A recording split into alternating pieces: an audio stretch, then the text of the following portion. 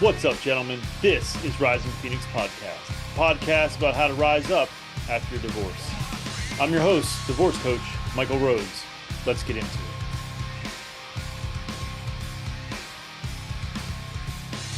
Hello and welcome to the show. This is episode 133.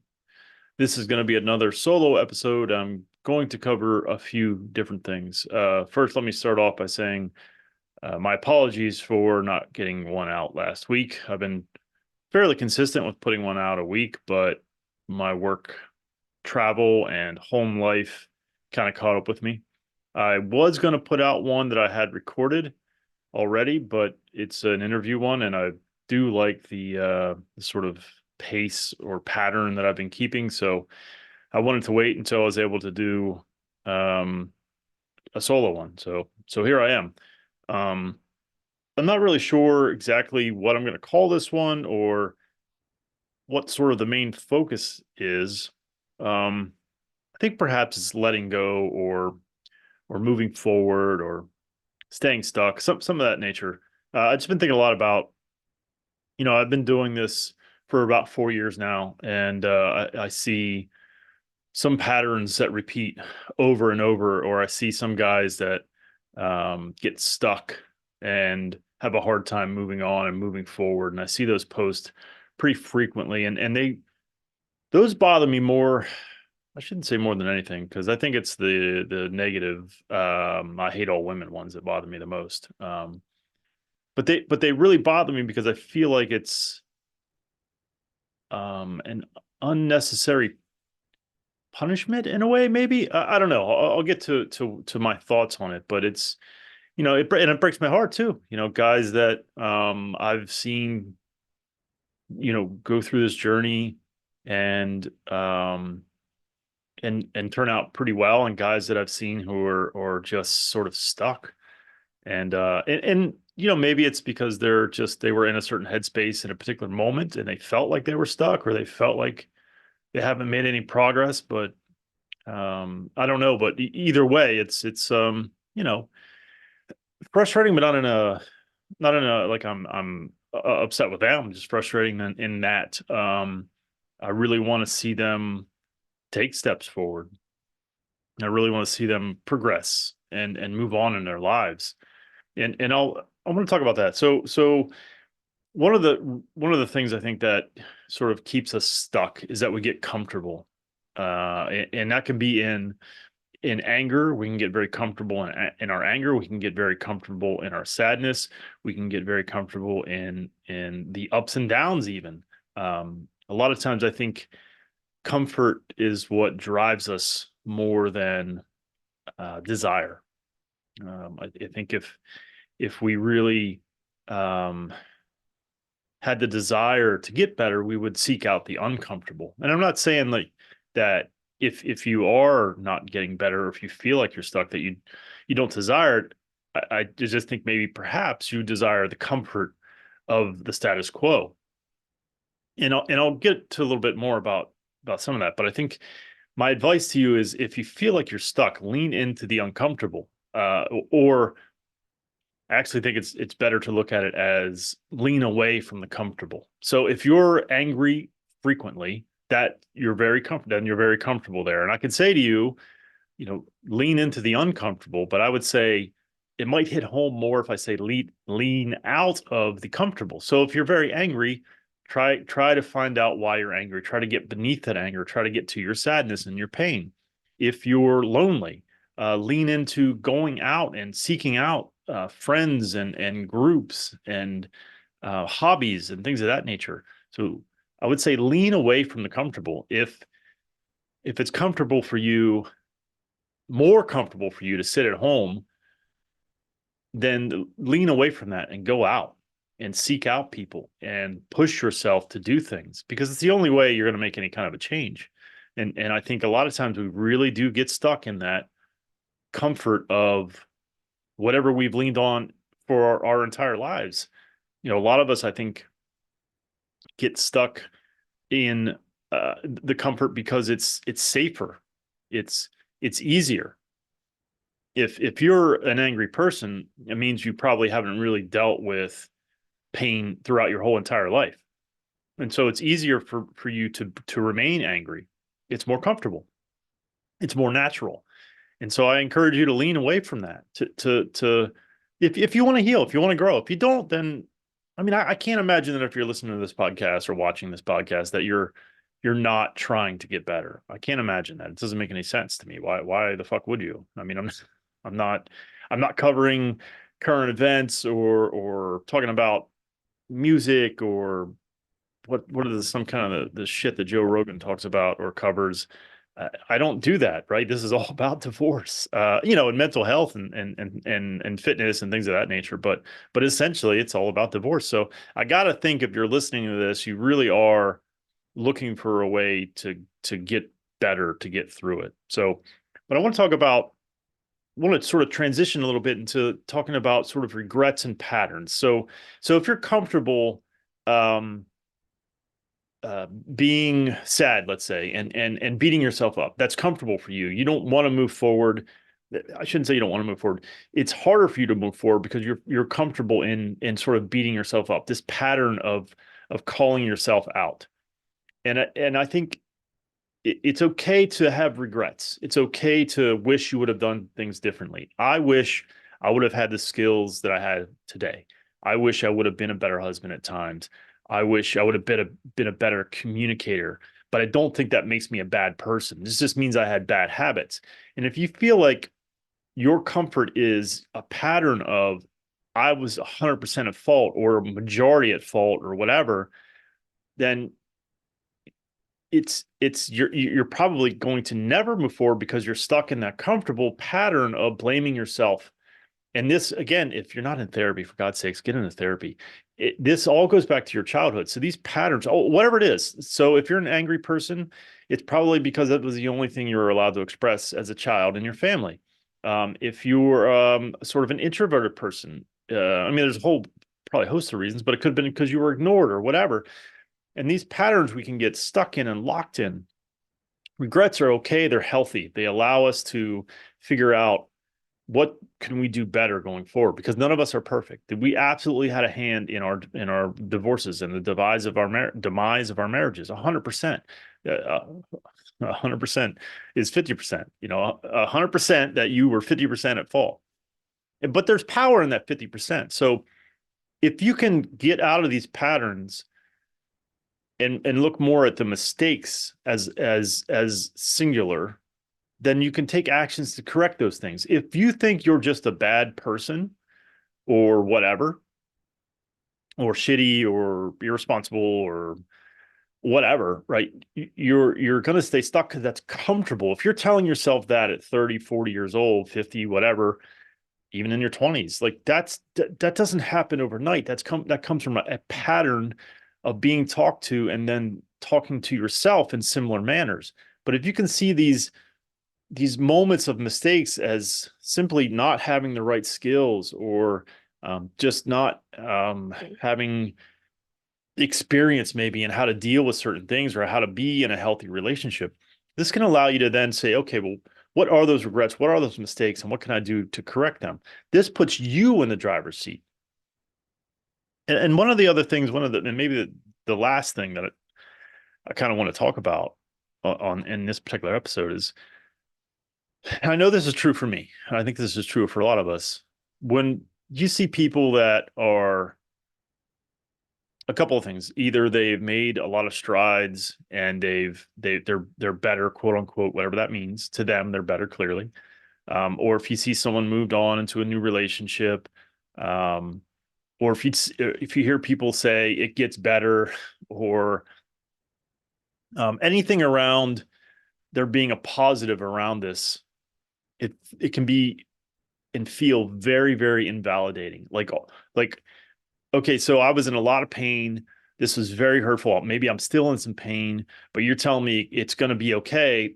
Well, that sort of means that it wasn't that significant, or it shouldn't hurt this much, or anything of that nature, where it just feels invalidating.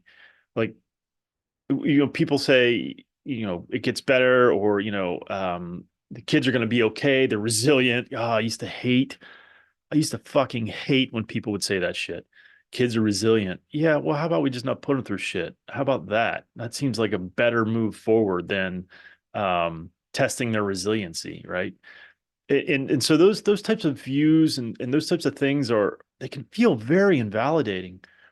But the truth is, this is a process, and that's one of the things I was going to focus on initially when I started thinking about this episode. I was going to focus on the process of not the five stages of grief, but there's another one. There's stages of betrayal trauma, I think it's called.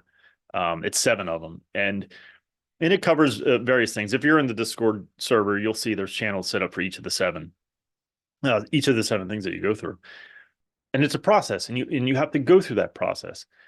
And the eventual hope is that you get to a point where you're healed, you're good as best you can be. I still think there will always be lingering hurts with this scenario, with divorce, with especially if there are kids. I think that there are things that will linger, but I do think that we can get to a better place. But that, especially when you're in the beginning, I think that feels so invalidating. Like it shouldn't hurt, or you're wrong for hurting. Let me be fucking clear to any of you out there: you're not wrong for hurting at all. And I think the hurts do last, but I do think this is an opportunity to be a better man, to dive into yourself, to work on those things that.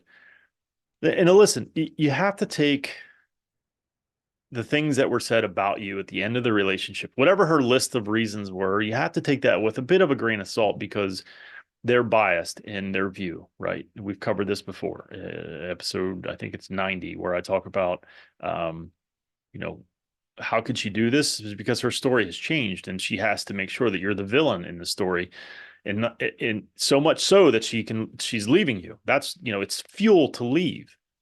So that's important for them, and that's necessary. But there are nuggets and kernels of truth in what they say when they leave. It doesn't mean, even if it's okay, you speaking about myself, she didn't really say too many things. Honestly, she just fucking left. But I know one of the things for sure was that I didn't communicate, right? I'll make it a simple version. As I'm sure all of you know, I gave the silent treatment. And that's just what I knew. That's how I survived as a child. But anyway, but I know there's a nugget of truth in, you didn't communicate. Well, yeah, you know what? She's right. It's not that I was incapable. It's not that I didn't want to. In a lot of ways, it was just that was just not what I did. That's just not what I knew when it came to dealing with conflicts. I knew that honestly, if I just ignore it, it would fucking go away. Yeah, spoiler alert, it doesn't go with fuck away. It fucking feels like it, but it doesn't. And so that little nugget of truth allows me to then focus on something I can work on. And I'm still fucking bad at it. There's a conversation I have to have. I'm getting better. There's a conversation I absolutely have to have in the near future with someone, and I'm sure it's going to be fine, but I am very apprehensive to have this conversation. I'm going to, but it's not easy for me. It's a conversation where it's possible I might hurt someone's feelings, and my feelings might get hurt, and that's like fucking kryptonite to me. I don't want to hurt anyone's feelings, and I don't want to get hurt. Because when I spoke up for myself as a child and sort of tried to stand up for myself, I was physically a little bit, but certainly verbally just you shut the fuck up. You're a fucking idiot. You know what the fuck you're talking about type of stuff. So when I have to have these conversations that I know are going to be difficult, I always go to someone's going to say some shit about me that's going to be very, very hurtful. And it's kind of funny though, because the opportunity to say some hurtful shit to me is ripe, right? Like, listen to this podcast. If someone wanted to, and people have, and there were times when I struggled with it, but if someone wanted to attack me or verbally say some really mean shit, they certainly could. So I'm not sure. Maybe this is part of the growth, right? Maybe this is why I'm doing this, is to work on those things. So people have reached out and said some mean shit, and I usually just ignore them. But I will say that they're easier to ignore than someone that I know well or trust or love. So it's a challenge, but it's my challenge, right? And so I'm aware of this so I can work on it. And how do I do that? Well, therapy, number one, read books, um, talk to people that are close to me and explain and talk to them about this stuff and ask them, well, what do you do? Chris says he sits down and he takes notes. Like, what could they say and what would I say to that? And like he dives in. I don't know that I have that in me. Probably should. Um, but there. So that's a strategy. That's a thing. That's something I could try. And it, there's if I talk to other folks, they might have other suggestions or advice or tips. But if I just buried my fucking head in the sand and said, she's just a fucking cheating whore and she left and it's all her fault, then I would lose the opportunity to be a better man, to be able to gain the skill to have a difficult conversation. And that's a skill we should all have. And honestly, a lot of us don't have it because we're not taught it. No one teaches you this shit. No one sits us down in any point in school, in any school. I mean, I guess maybe there's some psychology classes in college and whatnot, but no one says, well, this is, if you need to have a difficult conversation, this is how you do it. No one taught us that. No one taught us that anger is a shield and a mask typically, and that it means that you're probably hurt about and bothered or upset about something, in a painful way rather than you're just pissed, right? No one taught us any of this. But we do have that opportunity now to learn about these things. And so I find comfort in that. I find solace in that. Like, well, it's for my growth, for my betterment. Then that's again, it feels invalidating to say this. It feels like, it's no big deal. It's for you, man. This is a good thing. I know that this is a process, and if you're at some point in that process where you're not ready to hear that, I completely understand. If you're saying when you hear shit like that, fuck you, I totally understand it. But I promise you that if you embrace that, if you do take on this mindset and mentality of this is a process and it leads to better things, then it can. But there are moments, especially in the beginning, but sprinkled throughout where you're not going to feel like that. And that's okay. Just learn to express it. Over the last few weeks, I've seen a ton of really good discussion, and I've got some feedback on some really good meetings. I haven't been able to make a lot of Wednesday night meetings in the Discord, but I have been doing the Thursday night book club with a couple of guys, and I've been getting good feedback, and I've been having good meetings. We've been covering the book Attached and talking about attachment styles. And that stuff is fucking it's gold. And it's not just for yourself. When you're expressing yourself in a place like our Discord server, it's also you're giving to others because it gives them permission to also express themselves. And it creates this sort of I don't know, this atmosphere or this environment of just expressing and leaning on one another. And that's okay. I know that there are a whole lot of folks that think that this is, feminine or it certainly isn't manly, and we just need to swallow our feelings. But the one thing I lean on pretty heavily is 105 men every day in the United States of America kills themselves. And I don't think it's because all of a sudden men are getting feminized. Fuck out of here with that dumb shit. It's because we don't know how to deal with our emotions and feelings. You know who do? Who's pretty good at that stuff? Who doesn't kill themselves at a rate of 105 a day? Women. I'm not saying we need to be women. I'm just saying if they have a particular skill set that is working for them, maybe we could lean on that a little bit and learn from them. Again, I'm not saying we need to fucking become women at all. They could learn a fucking thing or two from us, and some of them do. I mean, honestly, if you want to talk about masculine and feminine, masculine is essentially, I'm boiling it down because that's what I like to do, is taking action, is doing something. Well, when you fucking leave a family and leave a marriage, that's doing something. I'm not saying it's envious, but I'm saying that some women have the ability to be masculine, and I think it would behoove us to learn some of the feminine skills, because the bottom line is we're all masculine and feminine. We don't exist without the other. Yes, we're dom. I'm a man, so I'm more masculine potentially, and some dudes aren't, and whatever. I don't give a fuck. Teach his own. But I don't think it means you're a bitch if you know how to address your hurt rather than make it anger. Listen, we're men, we're tough, right? Yeah, but we got tear ducts, right? It is possible for us to fucking cry. It's not like we're learning how to give birth here. We're talking about the doing something that we already have the ability to do, the physical ability, and that's cry. So, I realized that if and I think I've said this before, I'm sure that I have. If this podcast was centered around telling men that it's all women's fault, I would be way more successful or popular than I am. I'm aware of this. And it sucks in some ways. I've noticed a decent I mean, there's some things that have changed in terms of the way Apple is doing their downloads, but and I don't know if this is a timing thing or coincidence or what, but I've noticed since my interview with Dr. Glover, my numbers have taken a bit of a dip.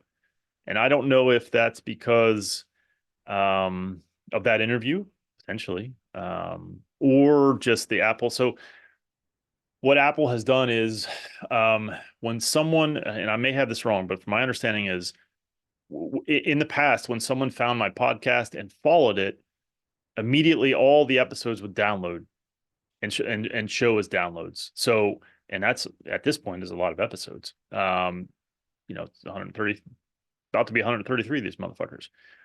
But now I think it's only when you actually listen. I think that's the way it's working. And so it could be that is why I've seen a dip in numbers. I don't know. But there's a part of me going, maybe it was that interview. But I got to tell you, I care because I'm curious, but it doesn't mean I'm going to change who I am. I just don't see the value in telling you that it's someone else's fault and that you did nothing wrong, because it doesn't. I just think for the betterment of my fellow man, society, that if we look at our flaws and work on them, that's just better for everybody. So that's all I got for this one. Pretty quick, I think. I really don't know how many minutes I've been doing it. It doesn't tell me. But it was really kind of on my heart to talk about sort of guys that are stuck and being in the process and sort of trusting the process. And sometimes it's going to suck, just plain and simple. But if you just lean away from the comfortable, lean into the uncomfortable, trust the process. And when you're in a certain space, name it so you know that, study those 7. If you have betrayal trauma, study those 7 stages and recognize, oh, I'm in this one. To me, there's power in that. You sort of name it to tame it is what they say, but there is power in that, knowing where you're at, and then knowing. I said I was going to wrap up. I do this a lot, so bear with me. I promise this is the last thing. I've noticed about myself for sure, and I think we're all like this. When I am in a certain state of mind, obviously that affects everything, right? So if I'm in a bad mood, it affects everything and how I see the world. But here's what I have learned, and of course we know this, right? But again, name it to tame it. We don't stay in any state for that long of a period of time. If I'm pissed off, chances are, for sure, the next day I'm going to be in a better headspace. It could be. It's a lot less because I've learned to tune into my body. I've learned to find out, okay, where am I? And more importantly, where I want to be. What do I need to get there? I do this every morning. Where am I at? This is a new thing that I started along with all the other things I've been doing to try and sort of move myself forward. Where am I at this morning? Where do I want to be? And how do I get there? What steps can I take? And if you can do those kinds of things, if you can check in with yourself, know that it's a process and you're in it, and it's in some ways never ending, although the roller coaster does flatten out, and the dips and the dives and the climbs do level out, but it's always possible to come back around. And if you know that this is the process, and when you come back around to, say, depression or anger, you'll know that you're visiting. You're not staying. You're just stopping by to deal with this for a little bit, and then you're going to move on. So that is all I got for you. Thank you sincerely so much to all of you that listen, to those of you in the Discord server, to Jared and Justin for running meetings in my absence, in my sort of inability in some ways, in some days for sure, to keep giving. I can't always give, and those guys are saints. I'm sure they wouldn't want me to say that, but they are invaluable to the group of men that are in that Discord server. I can't recommend it enough. If you are really struggling and you're stuck, join that fucking Discord server, join those meetings, get into that group of men that they're all dedicated. We're all dedicated to moving forward. That doesn't mean that no one's in there not having a bad day or not sad or not depressed. It just means that when that person does, and especially if they go to meetings, they get support. They get validation. And there's nothing better than that. So until next time, take care of yourselves and take care of each other.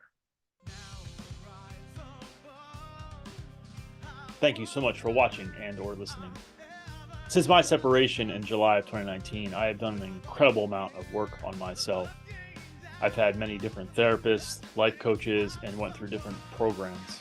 I've taken all that I've learned and put it into my own program called Forged by Fire. If you are interested in having me help you navigate your divorce, please hit my website, risingphoenixdivorcecoach.com. I look forward to working with you.